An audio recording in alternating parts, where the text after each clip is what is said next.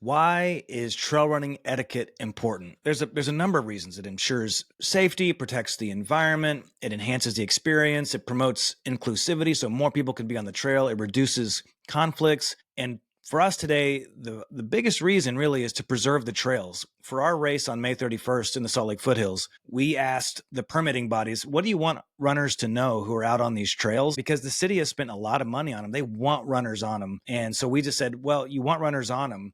What can we tell the runners on behalf of the permitting agencies that will just make it to where you want us to be able to use these trails year after year after year? So it's all the things I listed, but it's also when we can kind of sort of abide by this etiquette, we're going to be able to run races out here year after year after year. And that's a high value to all of us. So here we go. Okay, number one, right of way. Who has the right of way on trails? Hikers versus runners. Runners should always yield to hikers. So if we're out there, even if we're running our race, even if you're going for a PR and you come across a hiker, you yield to the hiker.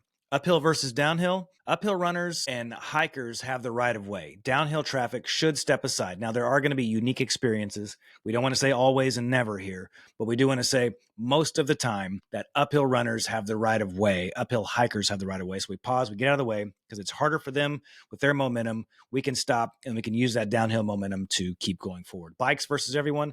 Bikers should yield. We've all been out there running and been with a biker who doesn't yield. So if you're ever on a bike, be super conscientious that bikers yield. If you see a horse on the trail, good luck, get out of its way. Okay, number two, run through puddles of water, not around puddles of water. Stay on the trail. Running through prevents trail widening and erosion. And the city spends a lot of money on creating the trail that they intended to create at the width that they intended to create it. So we don't want to widen that on their behalf. They don't want that. It causes that erosion. This protects nature. You don't want to get outside of the trail. You have better grip actually if you run through the puddle than around it. It's where it's slipperier and it's less stable on those edges. And finally, it's respect. It's respect to the city. It's respect to anyone who's in charge of those trails. Ideally, if it's muddy out, you're not even going for a run on the trails. But if it is and you see a puddle, go through the middle of it. Okay, number three, do not shortcut switchbacks. When you shortcut a switchback, you're creating a new path similar to the thing with the puddle. You want to run through the puddle. Well, with the switchbacks, you want to stay on the trail.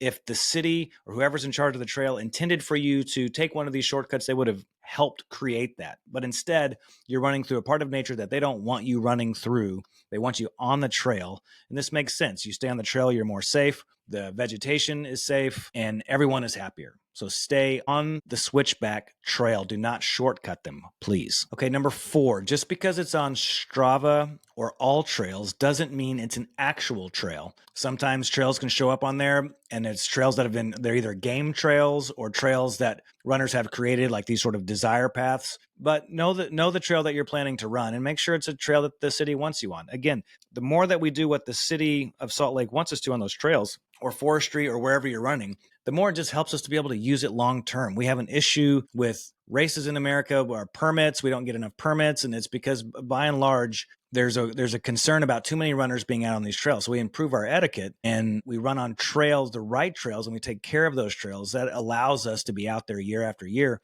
But stay on only real trails. Just because it's on all trails or Strava doesn't mean it's a trail that the permitting body or whoever owns that land wants you to be on. Next, let slower trail users know that you're going to pass them. As you are running, hopefully quickly, and you're going to be passing somebody, just give them a shout out, let them know you're coming on the right, on the left. If they don't hear you or they're not acknowledging you, that doesn't mean blow past them and run off the trail and go around them. It means you might have to slow down and you might have to stop.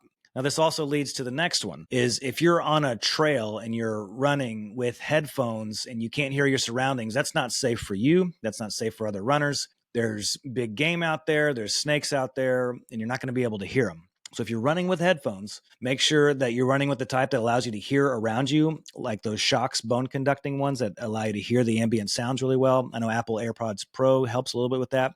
But what's most ideal actually is to run with no headphones, and especially don't run with a speaker. And finally, if you are running with your dog, make sure that the dog is on trail for a number of reasons. For the dog's safety, again, because there are cougars and elk and deer and snakes. There's all sorts of things out there that the dog is just not in the best interest of your dog or for that dog to run into. At the same time, it's running across vegetation that the city doesn't actually want someone to be running across that vegetation. So keep your dog close to you. And for goodness sake, if your dog poops, pick it up and take it with you.